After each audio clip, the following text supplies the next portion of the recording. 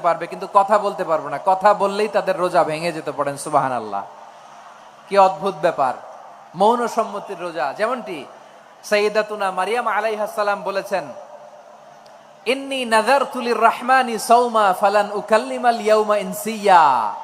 তিনি বলেছেন, আজকে আমি রহমানের জন্য মানে আল্লাহর জন্য রোজা মানত করেছি, আজকে আমি কারোর সাথে কথা বলতে পারবো না। তো রোজা রাখলে কথা বলতে পারবে না কেন? কারণ ওই শরীয়তে রোজার বিধান ছিল সকাল থেকে সন্ধ্যা খেতে পারবেন, পান করতে পারবেন, কিন্তু কথা বলতে পারবেন না। কথা বললেই রোজা ভেঙে যেত। সুবহানাল্লাহ বলেন। তাহলে সব জাতিগোষ্ঠীর উপরে রোজা ফরজ ছিল, কিন্তু ধরনটা ভিন্ন ছিল। মজার ব্যাপার হচ্ছে, আপনি বর্তমানেও বিভিন্ন ধর্মের দিকে তাকান, বৌদ্ধ ধর্ম, হিন্দু ধর্ম, খ্রিস্ট ধর্ম, তাদের মধ্যেও রোজা আছে। ইংরেজরা, খ্রিস্টানরা এটাকে বলে ফাস্টিং। কি বলে? ফাস্টিং। আমাদের হিন্দু ভাইয়েরা বলে উপবাস। তারা কি বলে? উপবাস। আবার এখন আন্দোলনেরও একটা মাধ্যম হয়েছে এটা, না খেয়ে থাকা। এটারে বলে অনশন। এটারে কি বলে? অনশন ধর্মঘট।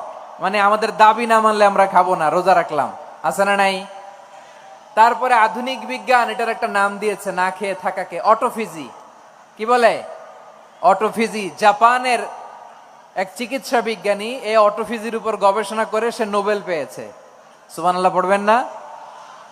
এজন্য আল্লাহ তাআলা আমাদের জন্য গোটা রমাদানে এই সিয়ামকে ফরজ করে দিয়েছেন। আওয়াজ করে বলেন আল্লাহু আকবার।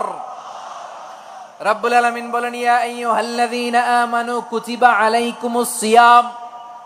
সিয়ামকে তোমাদের উপরে ফরজ করা হয়েছে, কামা কুতিবা আলাল্লাযীনা মিন ক্বাবলিকুম, যেমনি তোমাদের পূর্ববর্তীদের উপর রোজা ফরজ করা হয়েছিল, লাআল্লাকুম তাত্তাকুন, যাতে করে তোমরা আল্লাহ সচেতন হতে পারো, যাতে করে তোমরা মুত্তাকি হতে পারো। লাআল্লাকুম তাত্তাকুন, যাতে করে আমরা আল্লাহ সচেতন হতে পারি, আল্লাহ কনসিয়াসনেস আমাদের মধ্যে গ্রো করে। এটা হচ্ছে রোজার prime objective, the prime objective of সিয়াম। অনেকে জিজ্ঞেস করলে অনেকে বলে রোজার মূল উদ্দেশ্য হচ্ছে না খেয়ে থাকা। না। অনেকে বলে গরিবদের কষ্ট অনুধাবন করা রোজার উদ্দেশ্য। না। রোজার উদ্দেশ্য কি? সিয়াম পালনের উদ্দেশ্য কি? এটা আল্লাহ তাআলা স্পষ্ট এই আয়াতের পেছনে বলেছেন যে লাআল্লাকুম তাত্তাকুন, যাতে করে তোমরা আল্লাহ সচেতন হতে পারো, আল্লাহ ভীতি তোমাদের মধ্যে গ্রো করে, গড কনসিয়াসনেস, আল্লাহ কনসিয়াসনেস, আল্লাহ সচেতনতা যেন বাড়ে, দ্য সেন্স অফ অ্যাকাউন্টেবিলিটি।